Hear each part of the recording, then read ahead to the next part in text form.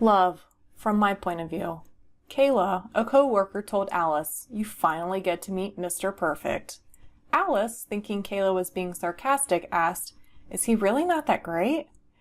Kayla, realizing the misinterpretation, clarified, "He really is that great as Jennifer always makes him out to be." I smiled upon hearing the story. My husband is brilliant, although I didn't realize I sang his praises quite so much. He is without question worthy of every kind remembrance. He is my best friend, my closest confidant, the one who knows more about me than anyone else. Cody is my partner in life, the human who I trust most, and the male role model for our family. It's not a lack of love, but a lack of friendship that makes unhappy marriage, Nietzsche says. 9 years ago, a mutual friend introduced us, and it was an excruciatingly slow beginning. "He's too young," was my first impression, but he won me over with his old soul. We became friends first, talking for hours every day. Like a flower blooming, beginning to trust the outside world with the delicate intricacies that lie within its petals, I opened up slowly. His words, honey to my soul. His tender affections, the early morning dew, renewing my hope, refreshing my trust in others. I trust him with my head. Some people say they've given their heart, but with Cody, I have given him my whole being. My heart is not all of me, and honestly, my head is the part I keep most sequestered.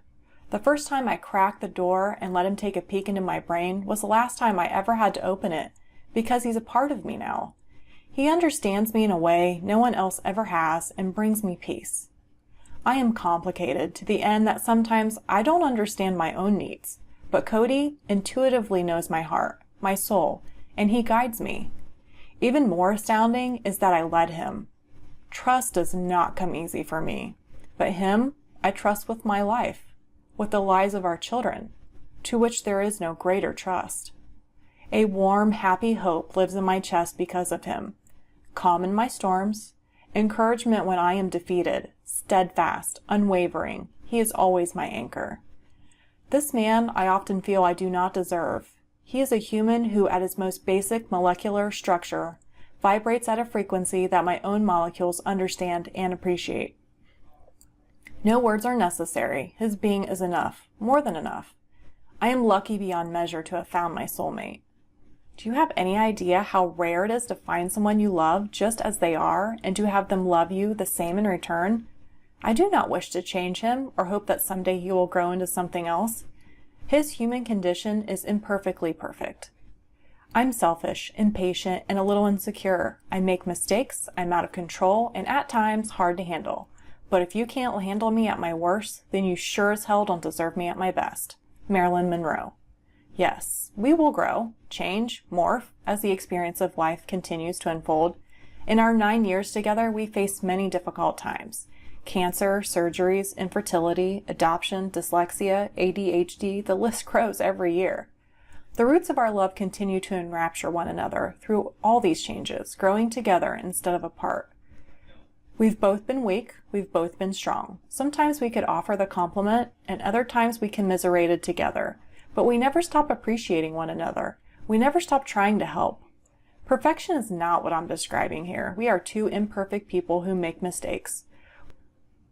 What I'm trying to convey is this unity between two beings, more than physical and more than spiritual.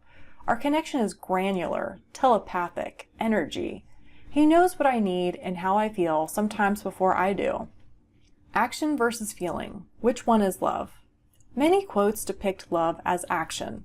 Love is not a feeling. Love is a response. Love is an action. David Jeremiah. Love is more than a verb than a noun. It has more to do with acting than feeling. R.C. Sproul. Above I describe love as feelings, but I think it's those feelings that lead to actions. I've said many times, because it is a strong personal belief, that actions speak louder than words. To love is an internal feeling and an outward expression of actions. Our partnership, two-way respect, and appreciation for what each of us brings to the relationship come easily. I think this is because it is reciprocal. We both feel lucky to have each other and work hard to make the other feel loved. Easy, simple reminders find their way into our daily lives. The "I love you, have a good day" text is a staple. We also hug each other before leaving, even if it's 4:30 a.m. when he goes to work. I'll order his favorite pizza knowing it'll be hours before he'll come home. And he gets up to check the house after I've had a horrible nightmare. These small expressions of love mean a great deal to us both, reassuring and further cementing our bond. Stephen Covey would call these deposits into the emotional bank account. To find true love, you must first find a true friend. To love someone completely, you must love them for who they are and not what they look like. Friendship is the soil which love's seeds grow. If you want to bring love into a relationship, you must first bring friendship. Benjamin Vail. All in perfect time. I've heard people say, I wish I would have met you sooner, but I think I met Mr. Perfect at exactly the right time. We had both been through unhealthy relationships. We were both old enough to know ourselves and experienced enough to know what we wanted. The end result has been this beautiful life we have created together. Love, what a strange concept until you find it, or it finds you. I'm not sure how you could fully understand it until you experience it. Why would understanding love be any different from understanding anything else? Experience is the best teacher. I don't know if love feels like this for everyone, but this is how I see it. Love is the most romantic dance, and I hope the music never ends. What I've tried to capture above, Bob Marley said best in the quote below. Only once in your life, I truly believe you find someone who can completely turn your world around. You tell them things that you've never shared with another soul, and they absorb everything you say and actually want to hear more. You share your hopes for the future, dreams that will never come true, goals that were never achieved, and the many disappointments life has thrown at you. When something wonderful happens, you can't wait to tell them about it, knowing they will share in your excitement. They are not embarrassed to cry with you when you are hurting, or laugh with you when you make a fool of yourself. Never do they hurt your feelings or make you feel like you are not good enough, but rather they build you up and show you the things about yourself that make you special and even beautiful. There is never any pressure, jealousy, or competition, but only a quiet calmness when they are around.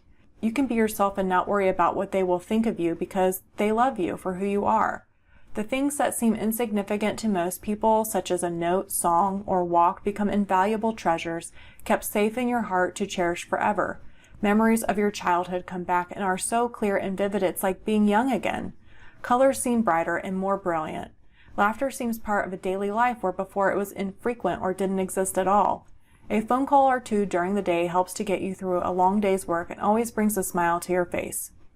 In their presence, there's no need for continuous conversation, but you find you're quite content in just having them nearby. Things that never interested you before become fascinating because you know they are important to this person who is special to you. You think of this person on every occasion and in everything you do.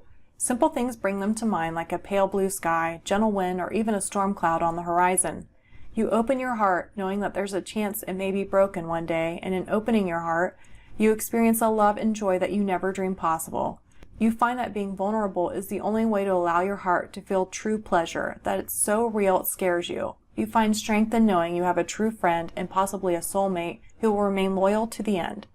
Life seems completely different, exciting, and worthwhile. Your only hope and security is knowing that they are a part of your life. Bob Marley.